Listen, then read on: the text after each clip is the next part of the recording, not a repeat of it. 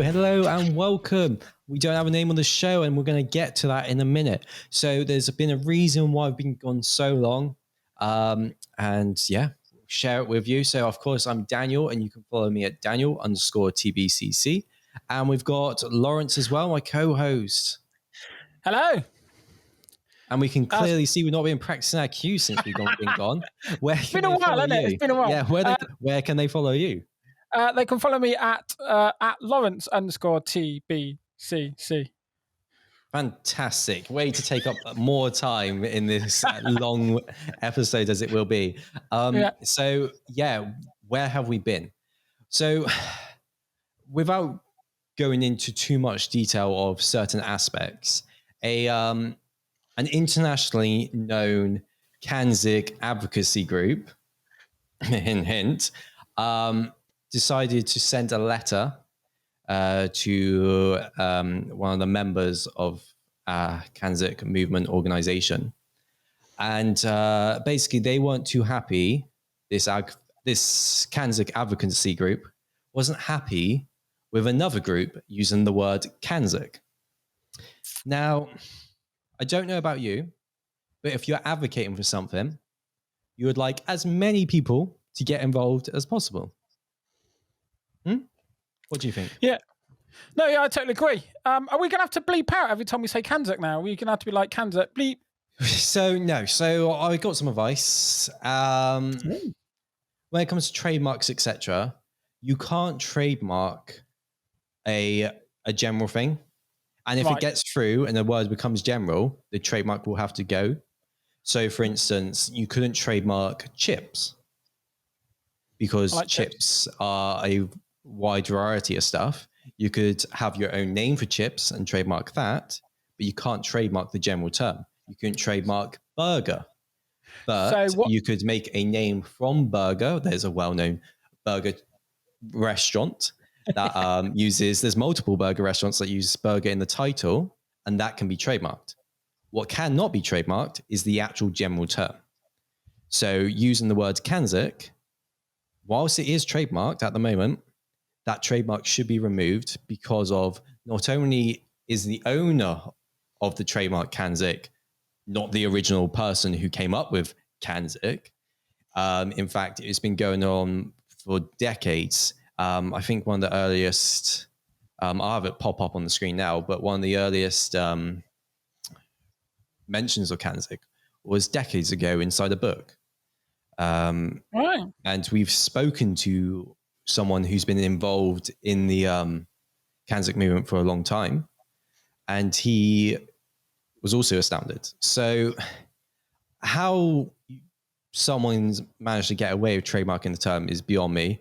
Obviously, I guess because it's so not well known of at the moment, not well known of a few years ago when they got the trademark through, that's when they must have been able to blag it. However, it should now fall apart and be given back to the free people. I don't know what our viewers think. Do you think that the word CANZUK should be trademarked and owned by a certain organization? Or do you think that it should be free for anyone to be able to use? We shouldn't be clamped down for using CANZUK. Like in no way are we saying we are the CANZUK. That would be wrong. But we were trying to have the name as the CANZUK movement, as one of the organizations inside CANZUK. It's astounding me. So, yeah, this is the main reason we've been gone so long, is because we've just been dealing with this and trying to do some research into it, trying to work out what we should do. Innit? Yeah, well, that was the thing. It's like all we were trying to do is advocate for a cause that we believed in. We didn't realize that there was going to be a controller inside this. So yeah, we've been just researching, thinking about what we're going to do, thinking about what the future could be for us. And well, I'm glad to get back. I enjoy it. I've missed it.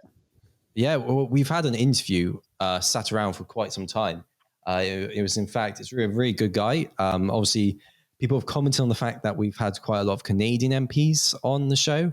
The reason for that is because in Canada, the CANZUK is pushed the most. It's got the biggest support is by the Canadian MPs.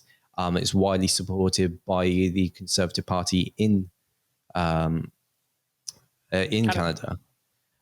So that's why we've had so many Canadian MPs on, because it's much easier to get Canadian MPs to come talk about it.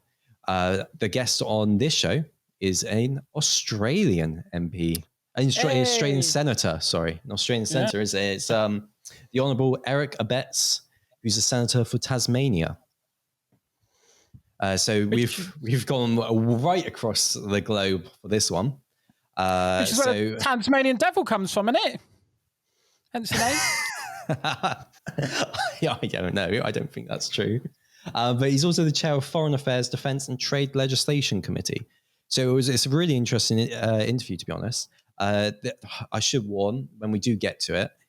So obviously it is pre-recorded. We're going to move towards doing live streaming. So we want to live stream our shows in the future. So we're going to get away from being the pre-recorded stuff. However, it was a really good interview. It's just a shame that we had some problems with internet during the interview. So he kept disconnecting a little bit. His sound kept disconnecting. My video went a bit funny. But the content of it was good. So I went a that bit makes funny. up for it. Yeah, you're always a bit funny. So but we have got some good news, haven't we? Because the good news is that as of yet, we haven't had a cease and desist order from Marmite, have we? So we can still carry on talking about them. You can still use your Marmite question. Although, did you ask it? I think we went out of time, didn't we? I think I did. Was it the other? Yeah, I don't know. You asked something Australian related, I believe. Yeah. Yes. What was it? What was? Because you asked about Vegemite. That was it. You asked about Vegemite. Oh, spoilers alert. Spoilers. Yeah. Spoil it.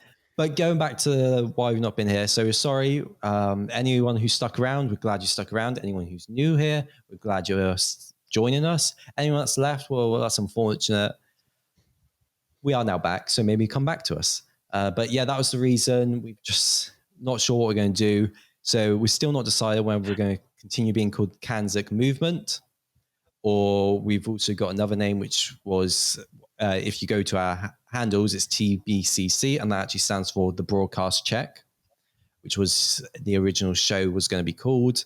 Then we decided to call it CANZUK Movement because we wanted to do it CANZUK first. But our plans for the future is the show's going to carry on. We're going to carry on getting some great guests and stuff. Yeah, celebrate. Oh, hold on. Oh, I didn't think this one through. Celebrate good times. No, you can't use that. You can't use that. That's copyrighted. What I was going to do was let me do it again. Ready? Wait for it. So the show will go on.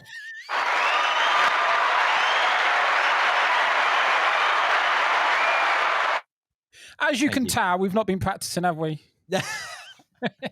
No, so it's good. So what we're going to do, though, is instead of the full episode always being about CANZUK, we're going to move into current affairs, current news. So this episode, we will not be touching on the Afghanistan crisis. That'll be in the next episode. We're going to have a whole episode devoted to the Afghanistan crisis, and then we'll tie in with what CANZUK could do for such a situation, etc. But that's the plan. Is we want to go into more global news, more international news, and we're just trying to work out what name we should have. So just let us know in the comments what you think about CANZUK Movement, what you think about the Broadcast Check, whether we should stick with our name, whether we should move on to a different name. I mean, we also liked, what was it? Commonwealth News. So CWN for short. I quite like that. But yeah, just let us know what you think. What do you reckon, Laurence? Sorry to put you on the spot. I've been thinking about this. I don't. Wow. I do like the original name, but if we can't have it, we can't have it, can we? No. Yeah, but some name, get some ideas, but not just ideas about the name. Give us some ideas of what you want us to talk about, really. That gives us a bit of help, doesn't it? It stops us talking gibberish after time. Well, we don't need ideas. We're going to go on to news. We're going to go on to yes, that's true. News presenters. Well, it's unfortunate because when we did this interview, it was actually around the time of the what's it called, wasn't it? Eurovision Song Contest. So I had my rant ready to talk about on the podcast, and then we didn't get to do it in the end, did we? Well, go ahead. It's a bit thinking at it. I just think it's a waste of time, isn't it? Absolute waste of time. Yeah. It's just the rest of Europe can laugh at the English. And we laugh at ourselves. It's Europe and Australia. Yeah. Why is Australia in it? I don't know. Yeah. Do Australia want to be in it? I'll take it so. Yeah. That reminds me, we also thought of creating CANZUK Movement. We can't have CANZ UK. We can have CANZ GB as potential. GB and Ireland. You know what? We have been going a while. Why don't you have your little rant about the Eurovision Song Contest? We've got give me a minute. Why not? I'll give you that. I'll give you 2 minutes. I don't think I need that much. All I'm saying is we put loads of money into the Eurovision Song Contest. Every year, I mean, fair enough, sometimes they're slightly off key, but I don't think it deserves Neil completely, absolutely not even the Irish voted. I don't know. It's just, I know. I think we do so much for people around the world, and they just don't like us. I know. And some of the people who win it, I mean, I don't know why we just don't put, like, I don't know, Ed Sheeran in it, or what other big band have we got? Assume they'd win, wouldn't you? That's the reason why they don't want to do it. They don't want to lose. You can't have some massive name person in there, because if they lose, they'll feel embarrassed. But that's the test, though, isn't it? It's all political, isn't it? I mean, we did leave the happy. You bring back One Direction for one night only on the Eurovision Song Contest. If we still come nil pois, you know it is political. It's got nothing to do with music whatsoever. What about if we got 1 point? Would that still be political? Of course it would, yeah. I don't know who'd give us the 1 point. Why? Are you a massive fan of One Direction? No, I'm just saying they're like big, aren't they? They're absolutely they're big. I'm just trying to think who's big over, like, in the whole world, not just like in England. I mean, just big in England, but we got such great selection. We could do Ed Sheeran, Adele, One Direction.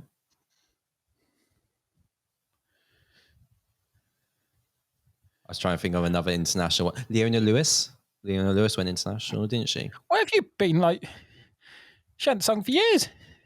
That's because she went to America. She's been singing in America. What if we have like one big performance that's got like One Direction in it, got all these big English artists in it? There's no way, because if they still come last, then we should pull our money out and say stick the. But we know it's political anyway. Yeah. They're not happy. We left the EU.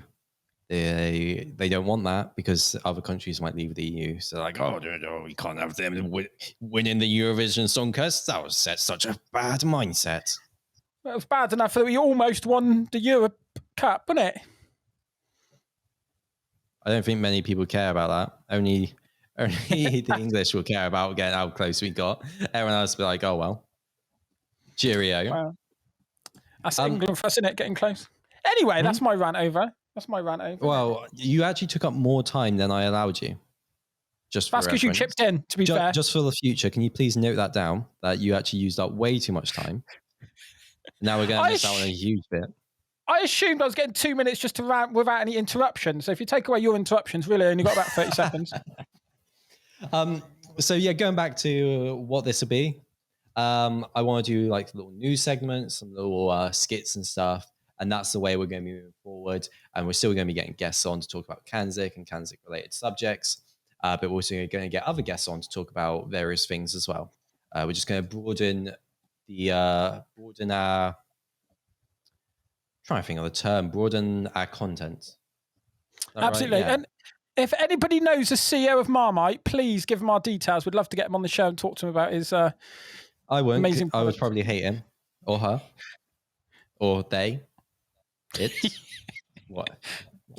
whatever their term is. Yeah. Is it pronoun? No, but what's the... Yeah, that's correct. Yeah. That's another... That's a can of worms anyway, we'll do on a different show. Yeah. We've just lost We've probably just lost 2 of you listeners. Unsubscribing from these guys. They're disgusting. They're horrible. No, so we're going to move on to our guest. As I said before, it's the Honourable Eric Abetz, who's the Senator of Tasmania. And he's the chair of Foreign Affairs, Defence and Trade Legislation Committee. So he's a perfect guest to have come on and talk about CANZUK. I hope you enjoy. I feel bad because obviously we had him on.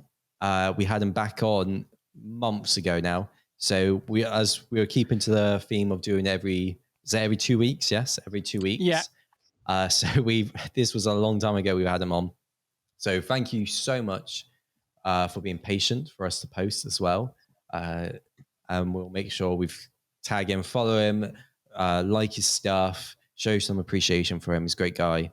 And it was a really good conversation. So enjoy.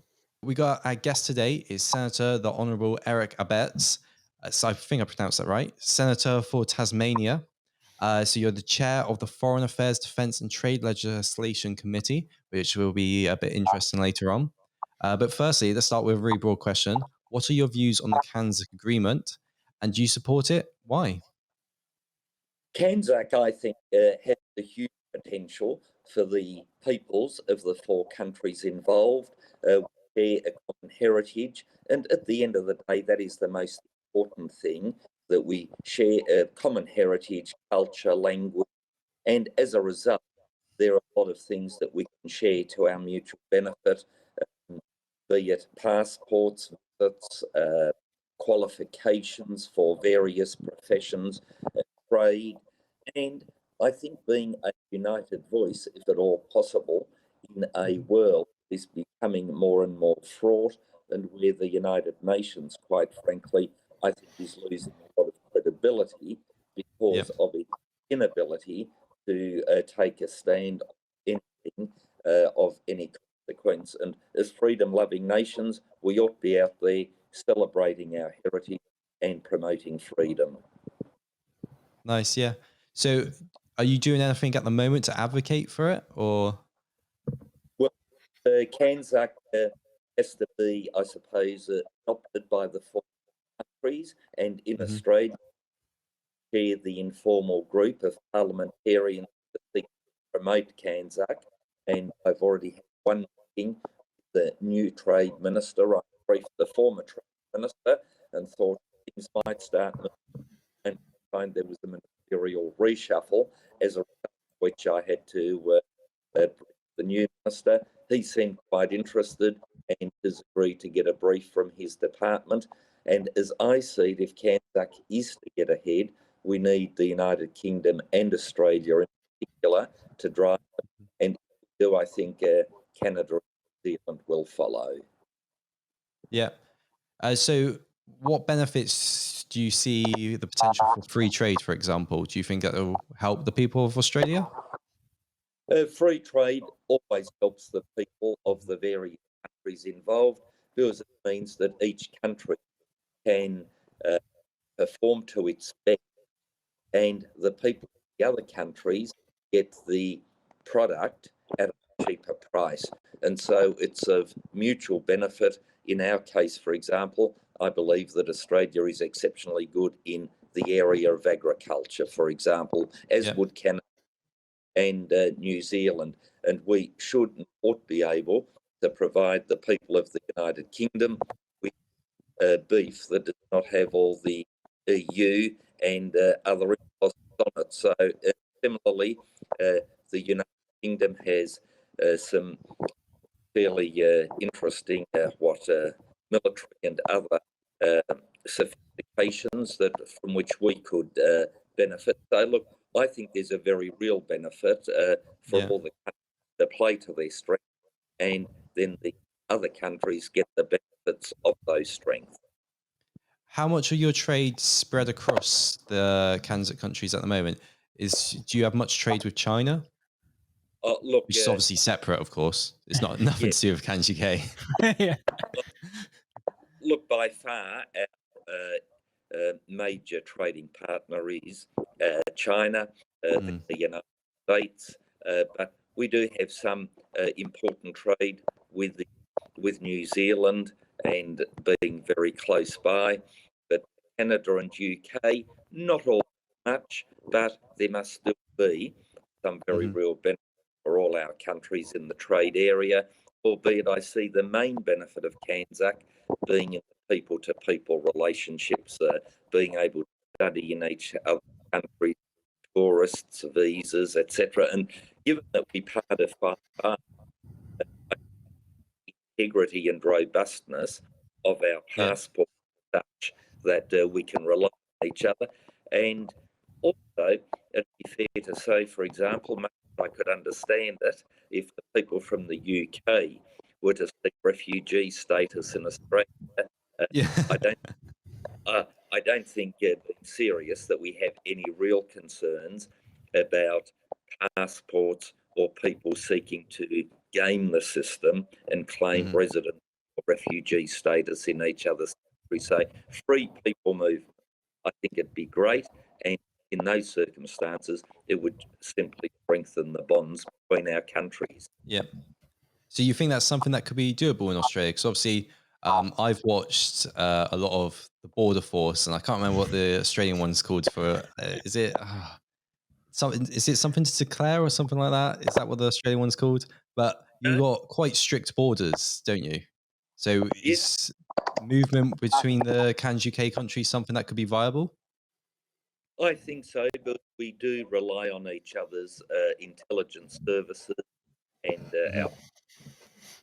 I think there's the very real opportunity to say if something is seen as having integrity in the United Kingdom or Canada, that's likely to have be accepted in Australia as well.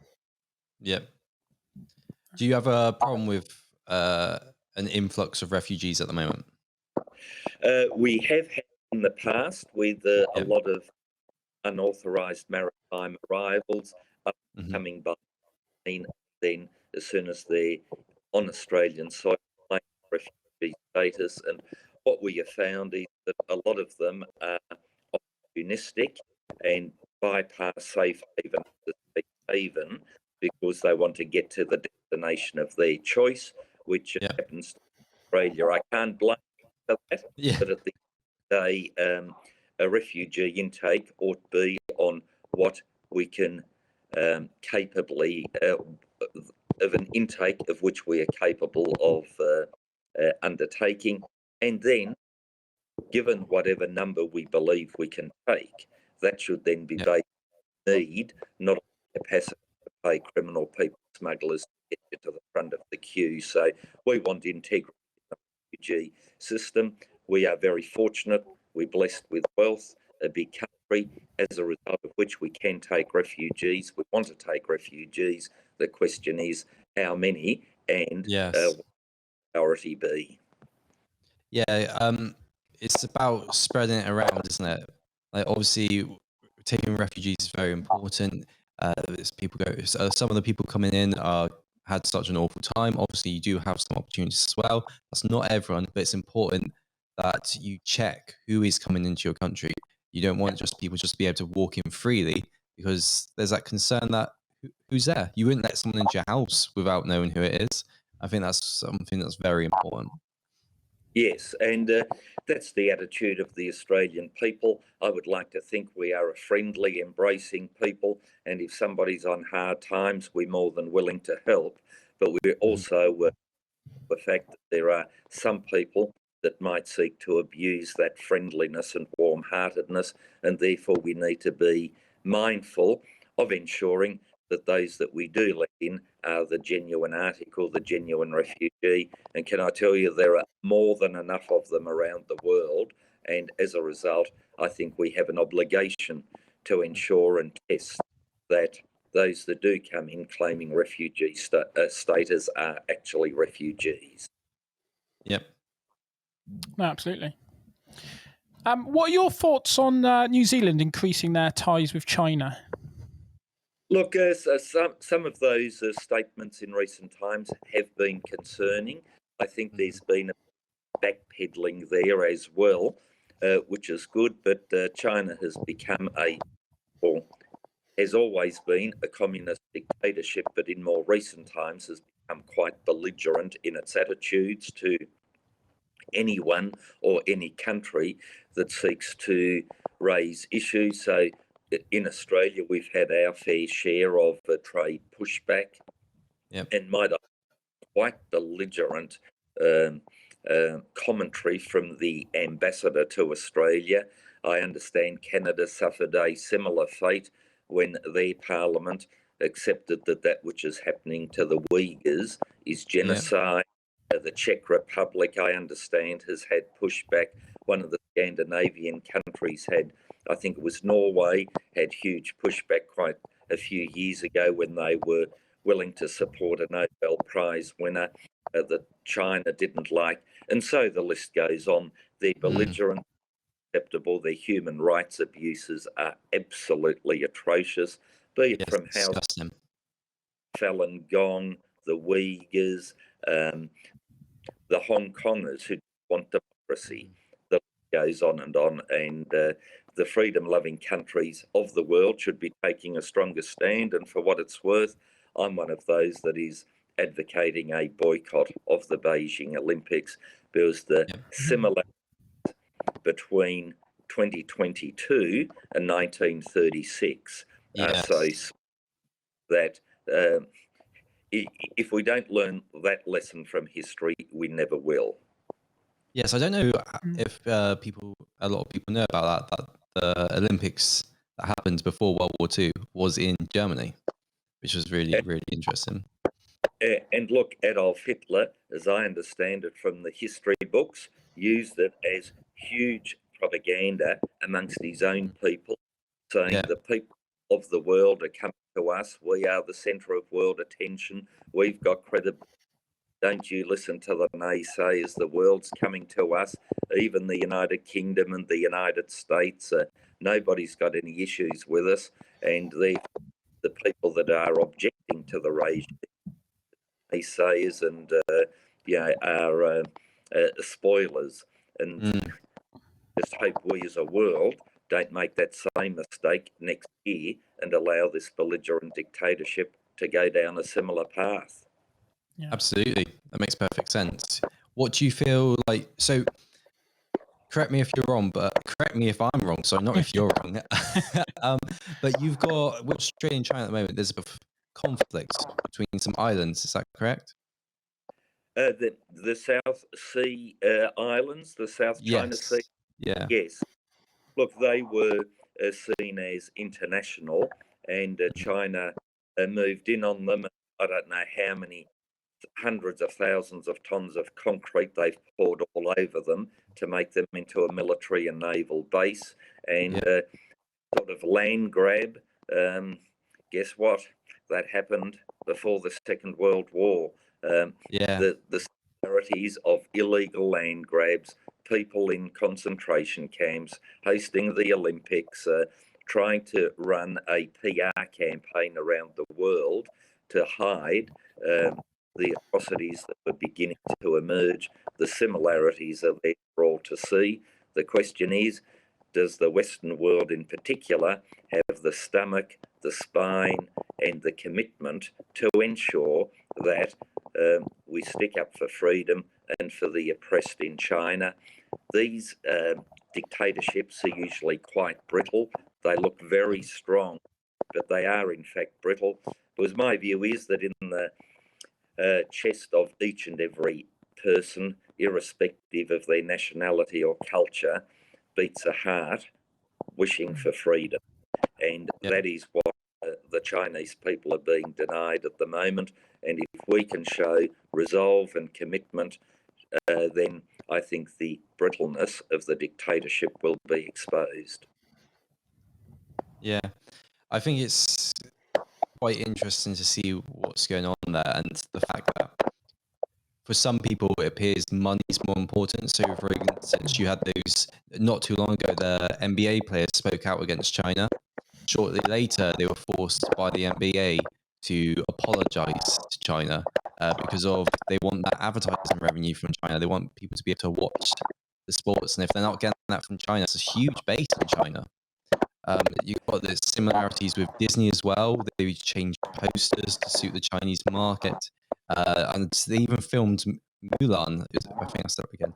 Mulan, they filmed it near where the camps were as well, which is crazy.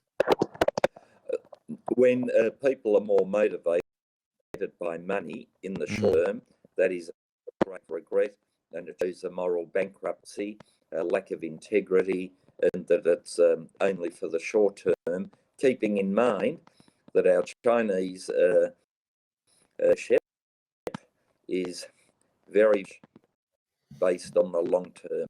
They want to take a 5, 10, 20-year outlook on things, and their Belt and Road initiative for things are about world domination for their country, their dictatorship. And so I'll remind people that whilst money is nice, comfort nice, at the end of the day, you're not a person if you do have a full stomach and a warm bed. Yeah, it's kind of been it's almost leading you to this question, but how important do you think a CANZUK defence agreement will be in the next few years? Kansak. Oh, we've lost him. Oh dear. In the next couple of years, how important would a CANZUK defence policy be? A defence policy between the four countries will be exceptionally helpful for the ping of the freedom-loving countries of the world. We've got the quadrilateral at the moment, which has the United States, India, Japan, and Australia getting together very strongly, and that is seen as a counter to that which China is seeking to achieve in our region. It was good to see the UK provide Navy ship in recent times. And so if we have 4 nations, 2 in the Northern Hemisphere, 2 in the Southern Hemisphere, but combined in a pursuit and defence of freedom, then I think that will send a message to the rest of the world that we are serious about freedom and protecting basic fundamental human rights and the integrity of nation states. Yes, yeah, I think that's very important. It is about showing unity. There's power when there's a very good display of power when countries come together to say we will gladly defend each other. We will gladly come together to assist in any way we can. I think that it's very beneficial. And when China's got a absolutely massive military, I think that's something that we need to be able to say is, look, we'll band together if anything was to happen. And that is vital. Pardon? And that is important for the world to know.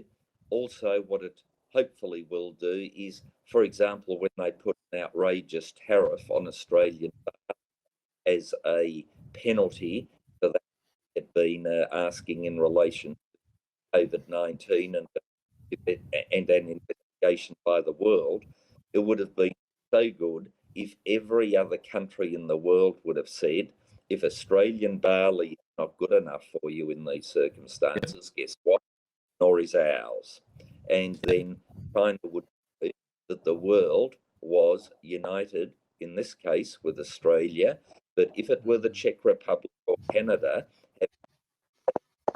tariffs, then the freedom-loving countries of the world should simply, well, if whatever the product is from Canada isn't good enough for you, guess what?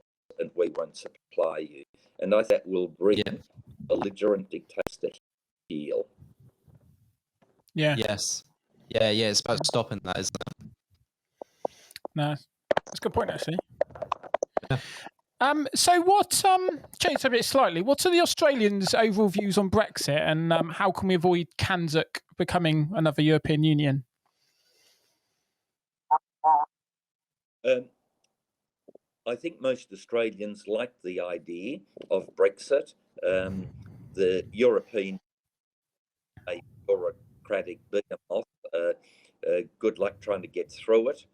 Then what we also have is freedom-loving countries of the world getting together I think there are very real opportunities to ensure that we do it, not with a bureaucracy, but with a sense of common culture, but we're still 4 separate nation states, but working together, cooperating, that we won't seek to impose rules on each other or against each other, but that we are working cooperatively for the benefit of our 4 peoples.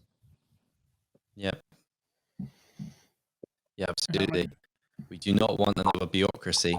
Just want we just want the benefits without the bureaucracy. No, absolutely. So you're actually our first guest from Australia. So we haven't asked anyone that we don't see too much about Australia. What is the COVID-19 pandemic like there? Has it hit you hard? Is it still ongoing? We have been very fortunate, being an island nation, island continent, that we've been able to keep COVID at bay to a large extent. We have had, I think it's about 800-900 deaths from COVID, but community transmission in recent times has been absolutely minimal, and we've been able to do it in a very active manner with closed borders, lockdown in particular areas when there has been a spread in the past. Our economy seems to be rebounding.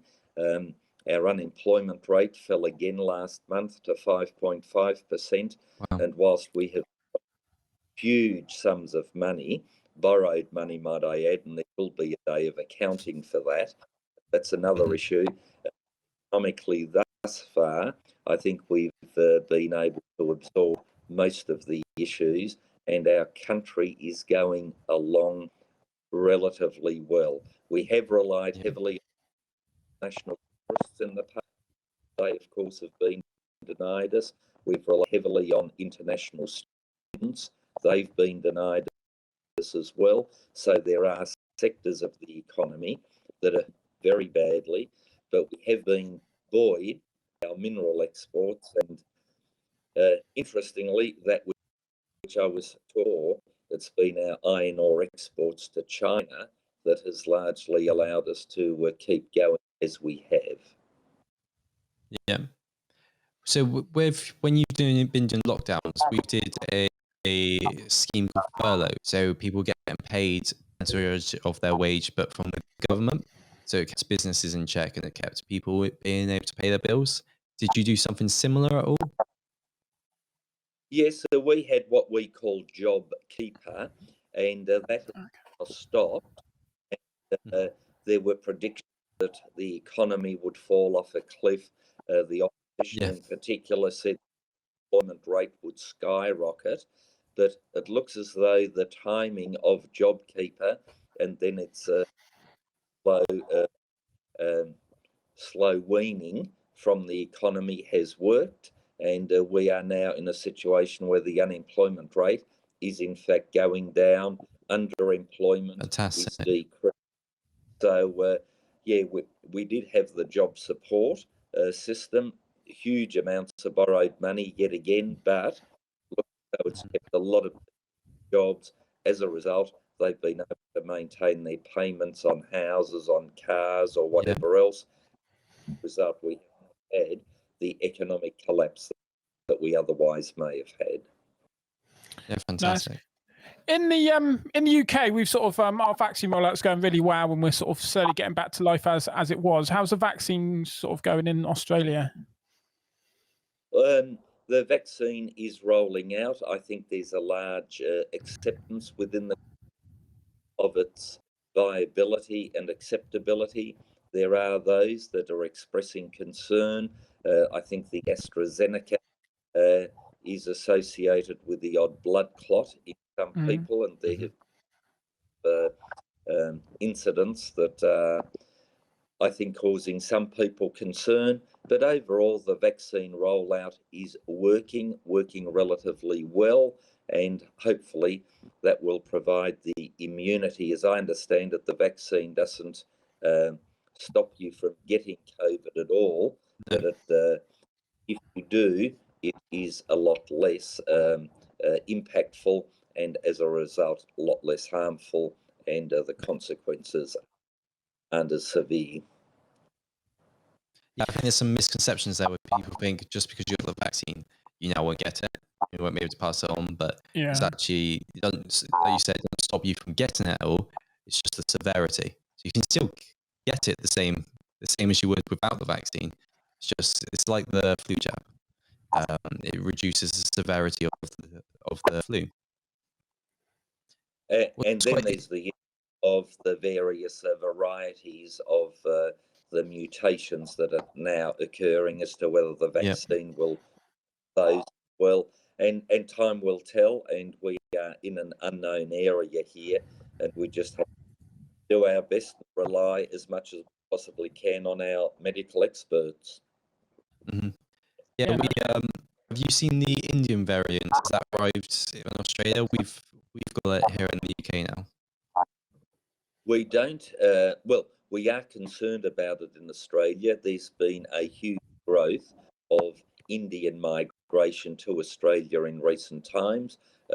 They are wonderful people making a wonderful contribution to our nation, but there is now a concern that with travel between India and Australia, there might be this introduction of the Indian variant, and so that's being treated very carefully, very cautiously, and people that come into Australia from India and indeed elsewhere are quarantined and tested very carefully.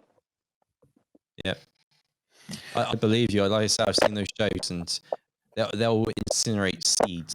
They'll find seeds in people's suitcases and just incinerate them. Can't have them getting in. So we got a. Oh, sorry, Laurence. Caroline, you were just about to say something? Yeah, so with the vaccine, obviously over here, we've sort of done it in the most vulnerable, we've done it care staff, and then we've done it, rolled it out sort of age order down, and I think we're on 34 plus or something getting the vaccine. How's it worked in Australia? Is it the same sort of way, or? Yes, it's been rolled out in a similar way, where those that were most vulnerable and our emergency service personnel, doctors, nurses, etc., were given the vaccine, and we are now moving down the age cohort. I think we're in. What? Sorry, you cut off on that last bit then. All right, and we are now into the 50 age group and working our way down. Yeah, that's good. What vaccines have you got over there at the moment? Is it the Pfizer one? You said you were a bit concerned about the AstraZeneca one. I've had it. I've had the AstraZeneca one. I had some side effects afterwards, but no blood clots or anything. But I am aware that is a growing concern at the moment. There's been a significant rise. Oh, well, when I say significant rise, I mean like 0.5% or what? Do not quote me. Do not quote me on the number. But it's minuscule in the sense of how many people get vaccinated. But there is that risk of the blood clots. So is that banned now for you? Look, Pfizer is seen as the Rolls Royce, if I can use that analogy. The vaccine, AstraZeneca, is the one that's being rolled out the most, and they are the two, and we are seeing what we can do to manufacture them within Australia as well. Oh, nice. So you're looking at actually manufacturing them in Australia. That's good. That's good. Yeah. So we're going to move on from a question from a viewer. So a viewer asked, in Australia, is Australia serious about becoming a republic? Look, I hope that Australia is not serious about becoming a republic. We had a referendum in 1998 about that, and the people of Australia quite strongly against. And might I add, there's a lot of genuine affection for the royal family. But apart from that, there is, I think, an acknowledgement that our constitutional monarchy plays a very important role in the stability of our parliamentary and political system, that we have an independent umpire who takes their responsibility extremely seriously. And Her Majesty, of course, is the exemplar of how a constitutional monarchy ought to behave.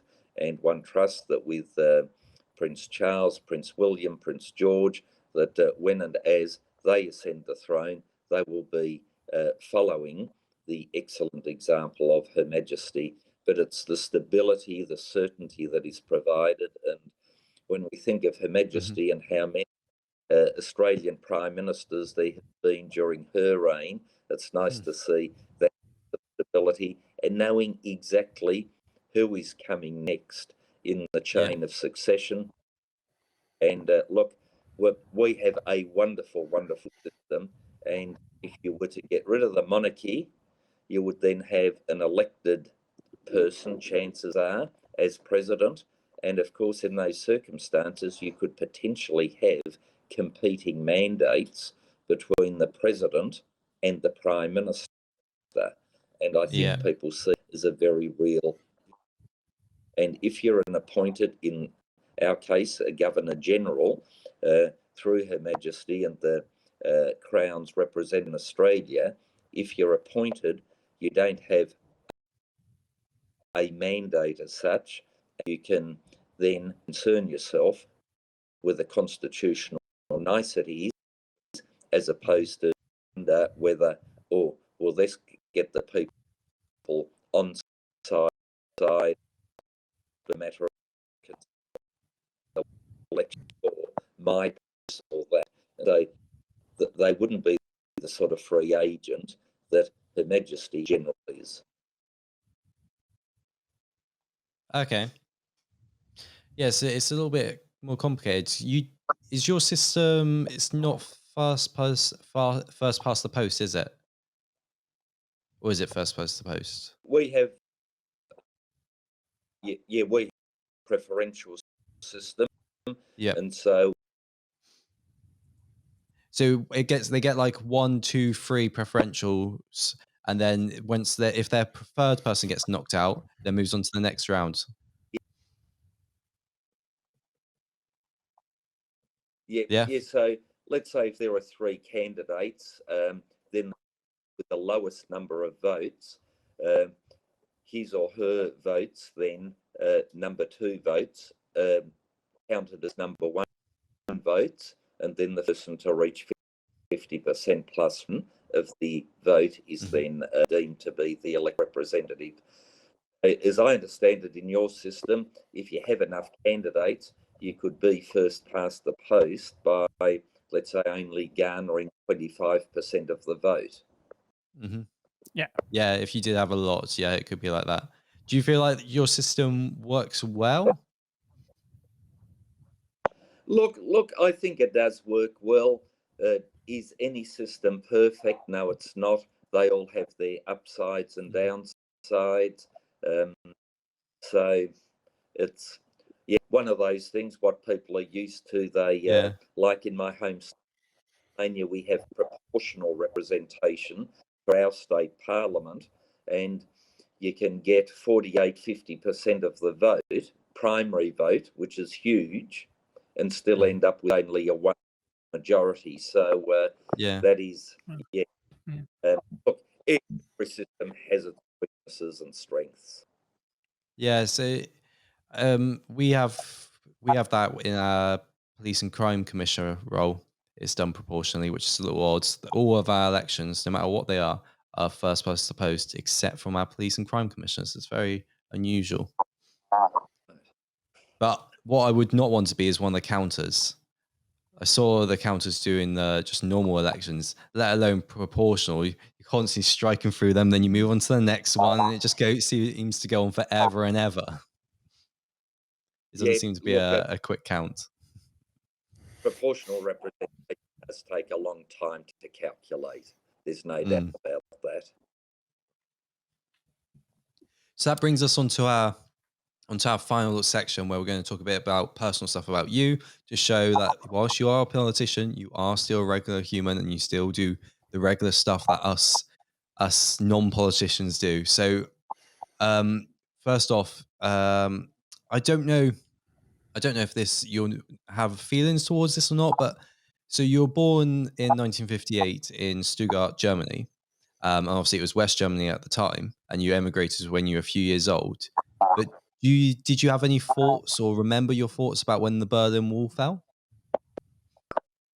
Yeah, look, for me, that was a very exciting time to see freedom coming to the rest of the country with my birth.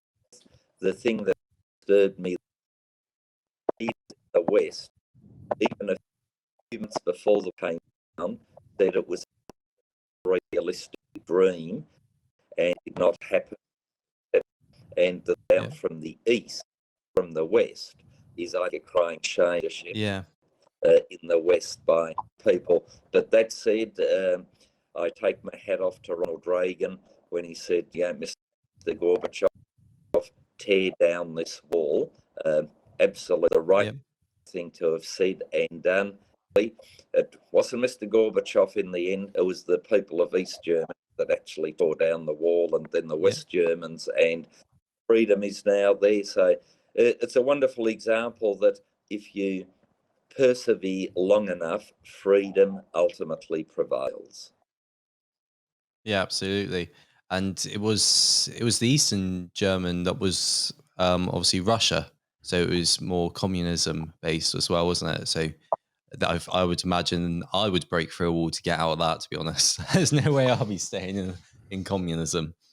So Laurence, you got one there, haven't you? Carry on. I had the opportunity of going to East, shortly after the wall came down, and it was like a time between West Germany and Germany. The lack of development, even the hotels were of the lowest standard. It was just falling, and it was there for all to sit. The so-called workers' paradise, and with all the restrictions, not provided the workers with a higher standard of living than the workers enjoyed in West Germany. So not only did they have a lower standard of living, they were denied the basics well. Yeah, it's a common misrepresentation, isn't it? That people think that communism, socialism actually is a better way of living, but in turn, from any experience we've seen throughout the world, it's not. They always end up in worse environments, and there's always someone that rises through the ranks, has greed on their mind, and just takes full control. Laurence, you've got an interesting question. Sorry? That is right. Yeah, so from our research, I can see that you're a Christian and you've spoke openly about it before. How does this affect your sort of your political life? Oh, look, these days, identifying yourself as a Christian allows you to be vilified by those that preach tolerance. Always fun to be an consideration. But look, from my perspective, and I'm quite open about this, as a legislator, you try to encourage good behaviour, discourage bad behaviour. Yeah. Where do you get the good and bad from? It sense morality. Where do you get your morality from? From your religion or view. And so my work, and so I say every religion, whether they like it or not, everybody's got religion, everybody's got a worldview. Mine is the Judeo-Christian.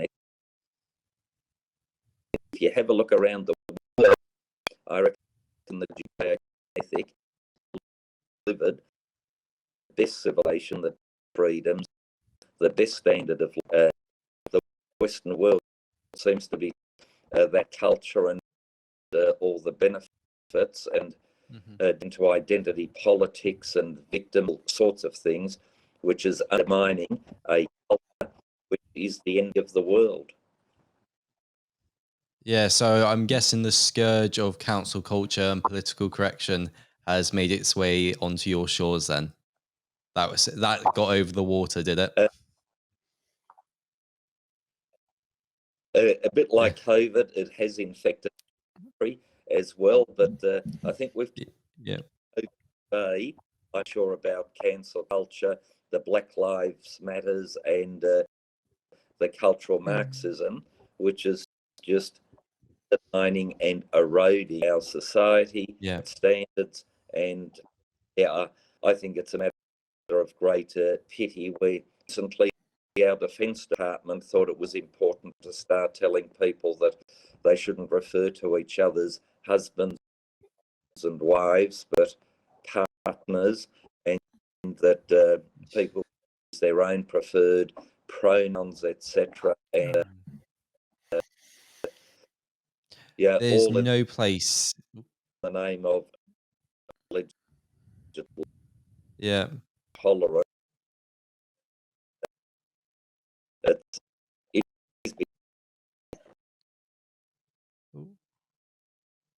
I think we've lost you. We lost you. Like you said, it's reached you. It's this ongoing movement at the moment that is. We should be ashamed of everything in the past. Everything needs shutting down. We need to remove anything that is anything that was wrong in the past and almost erase it.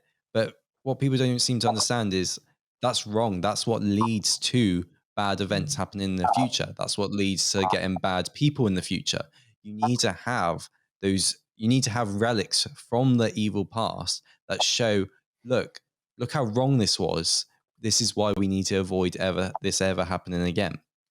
And if you erase that kind of stuff, people forget. You can't learn from it. That's what it was like. Yeah, absolutely. And look, there were people and values in the past that we don't subscribe to anymore. For example, the death penalty, transportation of which helped establish the great nation of Australia, all those sorts of things. We can look back and say, oh, wasn't that terrible? And yes, it was. But do we then condemn that era, or do we say we've moved on from that era and we've become even more civilized and celebrate the fact that we've moved on? And this idea that anything that is of, especially, white privilege now is one of the concepts that you're white, you have no right to anything because you are somehow privileged. Well, I ask the question, is privilege, how did that come about? It was because of the hard work and commitment of our forebears that built the nation into what she is today, and we are the beneficiaries of that, and we ought to be celebrating that, keeping in mind with privilege comes responsibility, and that is why in Australia take in a substantial number of refugees, for example, from all cultures, and provide services, argue, second to none in the world in helping them to assimilate and become our culture and our country. And then make productive lives for themselves, be able to have the families that they want, be able to have the income that they want as well, which is fantastic, which they wouldn't have got back in the countries that they came from. So one thing I wanted to touch on is we lost him again. Oh, we have two of you on there. There's two of you now. We got you back again? Yeah. Hello? We're almost back there. again. Hello, we're on to the final questions, I promise. We're almost there. I get it. We're almost there, internet. It's fine. We'll make it. We will make it. So, what would you say is your proudest accomplishment or proudest achievement that you've done within politics or outside of politics? I would not use the word proud, but thankful that I've been able to be part of something. As the father of three children, that for which I'm the most thankful are my three children.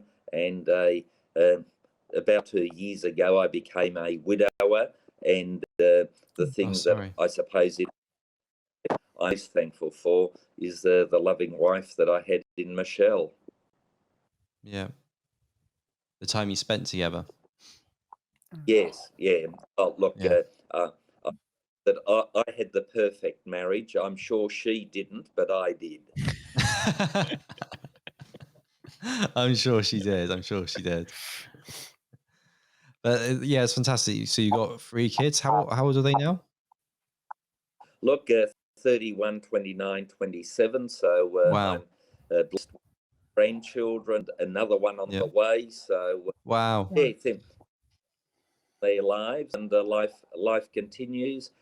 Being in the parliamentary sphere, helping to win government on 2 occasions back in 1996 when Prime Minister Howard became the leader of our country, and then again in 2013 when I was opposition in the Senate.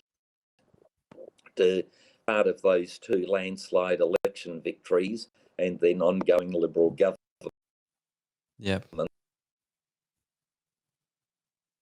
That's quite an achievement, that is. Has been a real privilege which I've cherished, and you've been able to stop. And one of the things that I was able to stop under a previous part was the harebrained idea of the then Prime Minister and Foreign Minister that we should have an extradition treaty with China. And I was the only one to get up in the party room to say, over my dead body, we cannot say there is an equivalence, but robust democracy there.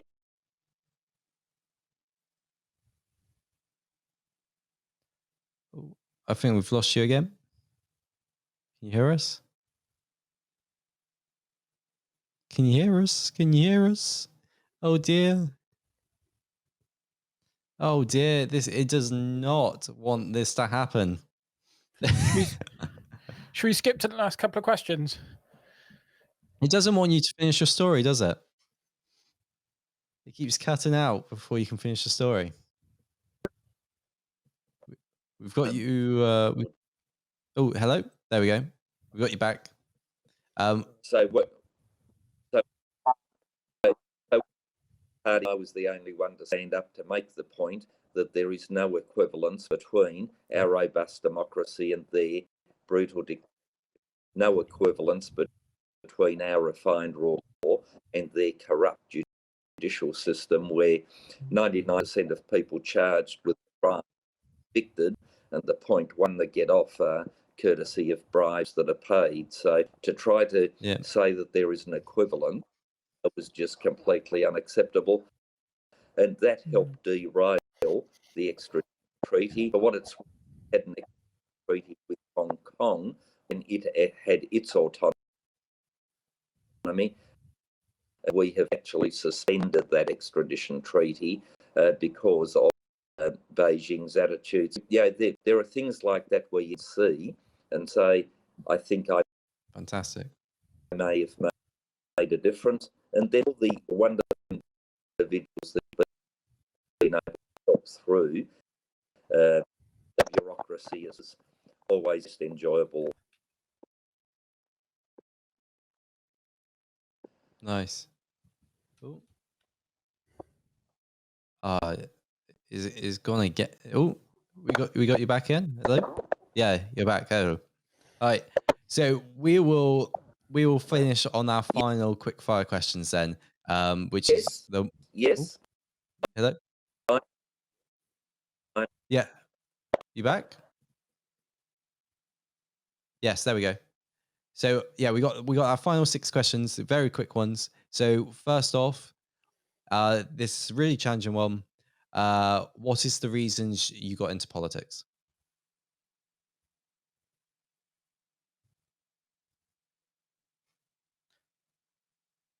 Oh no. Oh no.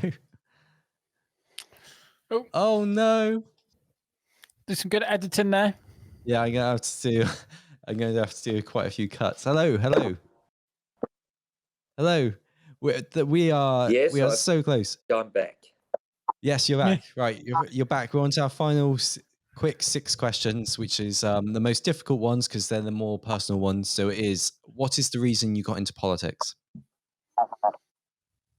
To be of service. I had a lucrative legal practice, which was paying exceptionally well, but there was something within me that said I should be of service to our nation and to the people, and that me involved already at university, but I wanted to ensure that I had some real world experience background. So I worked as a lawyer for 5 years, then a mate of mine and I set up a legal practice, which we ran for 7 years, which exceptionally kind to us. And then I got in politics, knowing at all times that if politics disagreed with me or I disagreed with it, there was a good backstop, and I was not sort of beholden to bread and butter. Absolutely. Gives you a sense of freedom to do things that a lot of other people don't enjoy who I've observed in politics. Yes. It's not exactly the most secure job in the world, is it? At any point, it could all change. Oh, look, I saw that happen to myself. You're leader of the opposition in the Senate. You've been fighting the enemy in inverted commas. You win a landslide election victory, facing the Labor Party. You get shot in the back by your own, and you're thrown on back bench. So the bids and the vagaries of politics are there. Oh no, it is not liking it tonight, is it? We've got 2 more questions and then. Right. Shoot, Lauren, shoot, go. No, we are not being smiled at by No, it's not. It's not. It's fine. It's still good. There's still some very good content coming out. Yeah. Lawrence, shoot your question. Go. Yes. What advice would you give to anyone who wants to get involved into politics? My advice would be get into it for the right reason, and there is only one right reason, and that is to serve the very best for the people. And it should not be about self-aggrandizement. It should not be about vain pursuits of office, and be absolutely true to yourself. Can you, of an evening when you pull the sheet up to you and you're lying in bed, say that I've done the very best for the people whom I'm sworn to serve, or have I tried to engage in shenanigans of advancement? And I don't know what it's like elsewhere, but in Australia, they're continuing this pursuit of self rather than the community. And that is the one thing that I think brings politics into disrepute. I really appreciate your admiration of constantly rejoining. If it was me, I would have just let there. Yeah, just gonna chucked it away. Done. But yeah, I completely agree. There's people that get into politics for the wrong reasons. They get into it for their own gain. So it's fantastic to hear that is one of your recommendations, is that you should be only going into it if you want to help people. So I'm going to quickly ask. It's going to be. Carry on. Yeah, I was going to say politics is about service and not success. If success comes along, that's great, but be focused. Yeah, absolutely. You represent your voters. You're meant to help them. So I'm going to ask, what do you like to do in your spare time? Do you have any favorite songs? Any favorite TV shows you like to watch? Films? Books? Oh, look, I like watching Australian rules football, and I have a relatively large, which I enjoy. I'm sorry, but your sound disappeared. I just said I have a relatively large, and then it just went. Oh, all right. So allow me to repeat that I enjoy watching Australian rules football on TV, especially in a relatively large garden, and you can get lost in that and leave all the.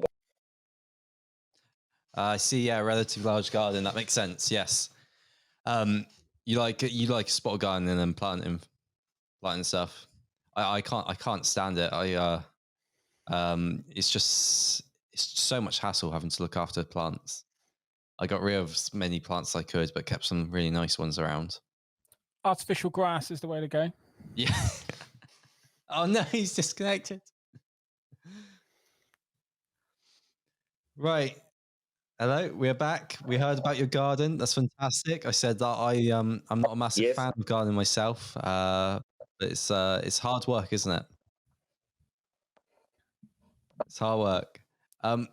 We are on to the final question. I promise it's the final question. Look, Laurence, what is the final question? Sorry. Yeah, this is your question.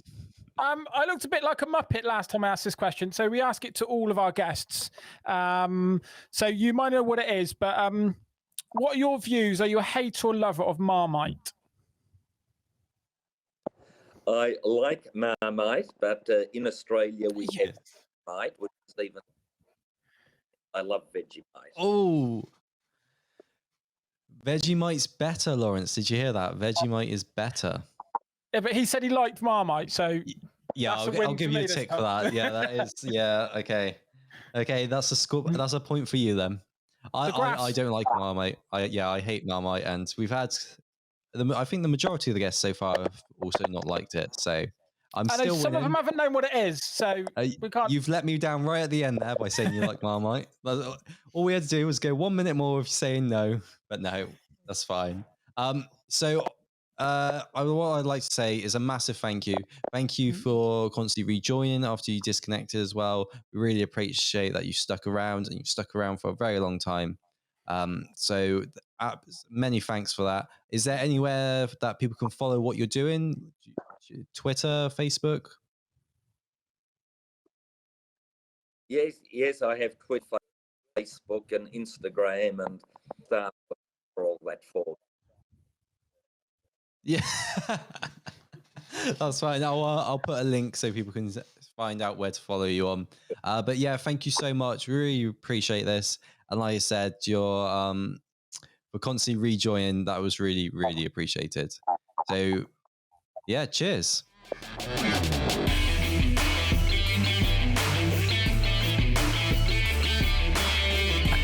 Does look quite good with a crown on, doesn't it?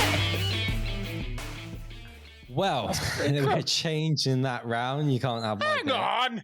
I shouldn't have said anything. For the whole one, you managed to allow me to have it. You're not stealing my bit. This is my crown, see? My crown. Can we not change the logo? It does look better when I'm talking to you like this, though. There we go. Because now it looks like I'm talking directly at you. It does. Well, I need to turn that way. The crown on my head. I need to speak. Well, I mean, this logo might be changing for all we know. That is true, yeah. Can we have two crowns? Have one like, I don't know why I'm sticking my hand up as if like my hand's going to come over there. I'll give you a dunce. My hand. I kind of expecting my hand. I'll have a dunce hat on your side. Oh, thanks. Your head. Yeah. But yeah, this might not be our logo next episode. So we might not have this. We might not have my crown. So let me just have my crown for a second more. I'm a bit seasick now. Oh, gosh. Yeah, constantly swimming sides. But I guess with the camera angled how I've got it, it does look better just to be like this, actually. I don't think I do look better with the crown on. I mean, you probably look better if you didn't have your hat on. Yeah, but nobody wants to see that today. Yeah, no one wants to see the shine on your bald head. So, put makeup on. As I say, as I'm hiding my receding hairline. At least you still got hair. Just about. It's slowly inching away. I remember, I'll tell you when I first realised I was losing my hair, obviously the fact that it was thinning, but when I went to the bar, short back and size I asked for, and he goes, "Oh, sure you want that?" I said, "How do you mean?" He said, "You want a bit of hair so that you can sort of comb it over and cover your bald spot at the front." I said, "What do you mean?" And he goes, "You have to do it like this." And then I'm like, when your barber's telling you to have a comb over to cover your hair, you know you're going bald, don't you? So that's what I always say. So I now say I want a free back and sides. only a little bit off the top, but make sure you cut it so this bit comes right round here and I'll show them the line. I don't want to show it right now. That'd be embarrassing. But need to Wayne Rooney and have like your follicles or whatever. £1,000. Yeah. Look, guys, we've made 3 videos. Yeah. I'm asking you to donate. I need a hair transplant. So at the bottom, at the end of this, we're going to set up a page for his hair. I think you need it more than me, to be honest. True, but my hair's really gone, so there's no hope for priority me. If anyone's going to be priority, yeah. There's no hope for me though. Yours has still got a chance, hasn't it? Right, back on topic. Fantastic interview. It was great to listen to it back, wasn't it? It was fantastic. It was, yeah. And it was really interesting. And like I said, my microphone keeps falling. Like I said, it was really interesting to talk to him. He was quite knowledgeable on all the subjects. It's just such a shame about the internet issues, wasn't it? Such a shame. Yeah.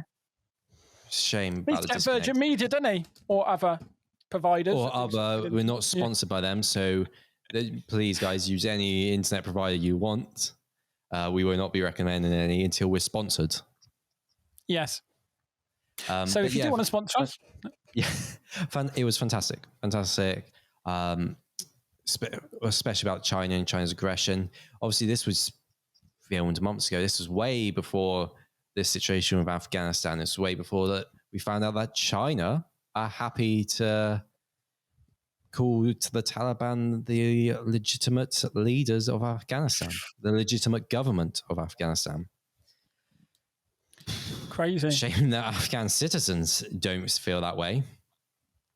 No. But again, we'll go over this. We'll talk about all this in the next episode. I want to go through all the truths about the Afghanistan crisis because unfortunately, whilst the media is doing a good job reporting, they also mislead on certain aspects, especially about the way that some world leaders have dealt with the situation. So we're going to go through and do a little fact check, and we're going to go through different areas. This is, of course, why I came up with the name, the broadcast check. The idea was that we would look at broadcasts and check if they're telling the truth.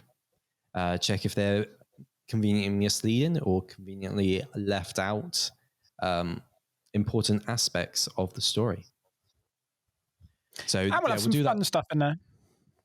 What, as well? Well, yeah, of course. It's not all going to be about Afghanistan, is it? We're going to have some fun bits in there. Of course we'll have some fun stuff. It would be a boring episode if it wasn't. We're going to have, they've not seen it yet. So Laurence has a fantastic game where he's, your idea, so we'll have it in the first episode in the next one. So we did do an original episode on the broadcast check. And you played the game then, yes. Yes. Yeah, you remember one you on that? Yes. Yeah, so we'll bring it to this. Yes.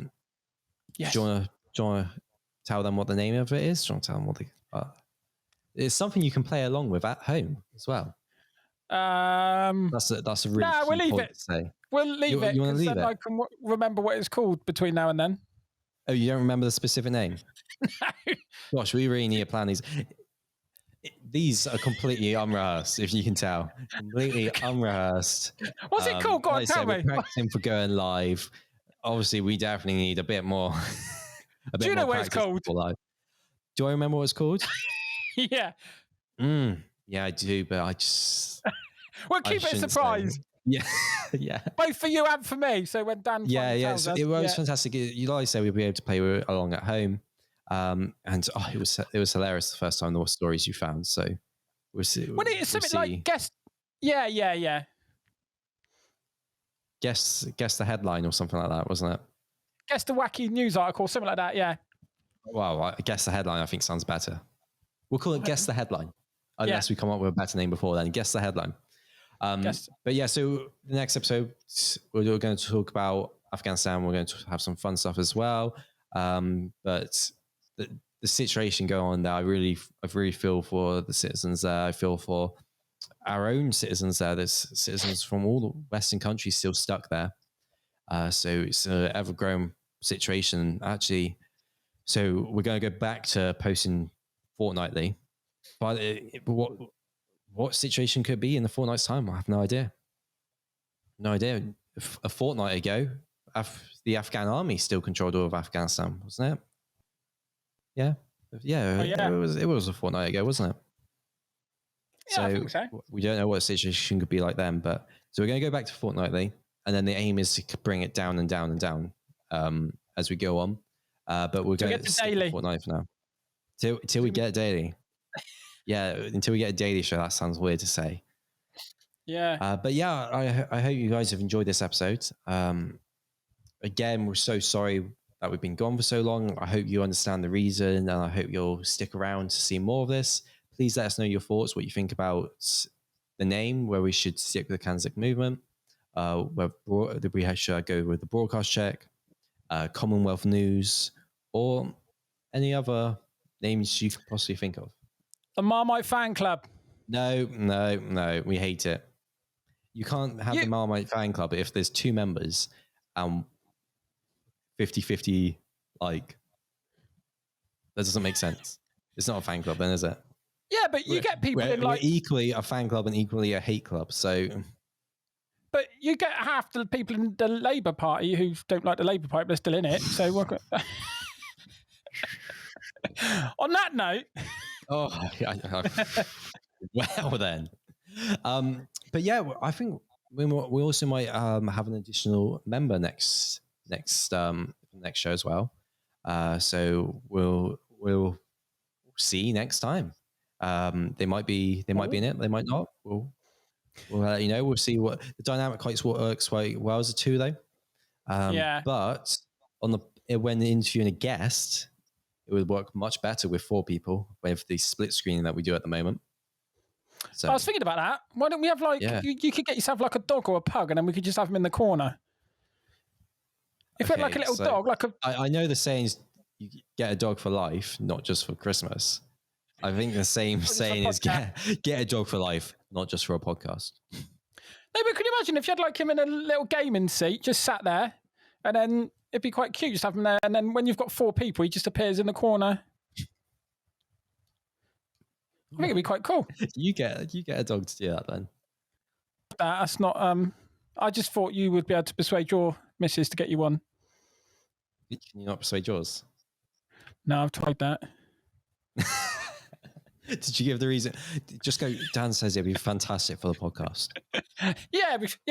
Dan's telling me if I want to stay on the show, I have to get a dog. Yeah, she'll probably just say come off the show then, to be fair, but you've just had a little one. A dog would be easy now.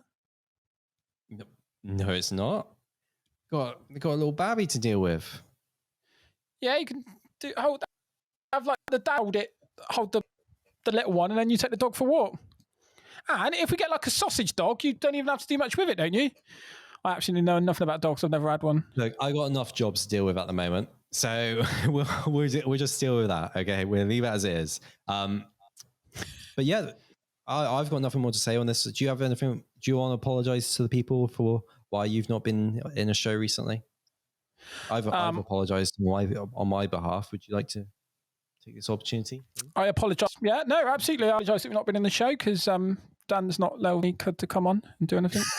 No, in all seriousness, though, we had to legally. I do feel bad. I feel bad. There was someone in the comments was asking like when we come back, and I told them, "Oh, don't worry, we're coming back in a couple of weeks. We just had a few things to sort out, but the few things turned into a massive thing. So that's why we've been going so long." And again. And it was a hard one, wasn't it? Because at the end of the day, we thought we'd carry on, and there was the chance that we're going to get sued, and nobody's got the money to go for the court. Well, we thought that we couldn't carry on. That was the thing. We thought that we wouldn't be able to carry on. But the advice we can give them, we'll be able to. We might just change the name because we want to be a bit more. Yeah. Like I said, we want to open up our options of what we can talk about. We want to be a CANZUK advocacy group, but we also want to be able to talk about other subjects. And I think by maybe changing the name, we'll be able to do that. Yeah, we can get guests on to talk about all sorts of stuff, can't we? Yeah. I want to be able to debate with people. At the moment, you don't really hear about many like political figures or anything that are really anti-CANZUK, do you? You either hear about the people that are pro-CANZUK or people just neutral. You don't really hear about anti. I want to bring people on and debate them as well. So get some topics that we can debate people about. You just like to argue, don't you? I love arguing. So do I, but I'm just not very good at it. I just never win. Productively, it's called debating. You're arguing for a productive reason. Debate. And on that fantastic ending, we'll leave it here, guys. We'll see you in 2 weeks, hopefully. That was my best Jeremy Clarkson impression. So we're going to leave it there. And yeah, we'll see you in 2 weeks. And we'll be talking about a tough subject. So yeah, see you guys then. Thank you for sticking around this long. Until next time, guys. Bye.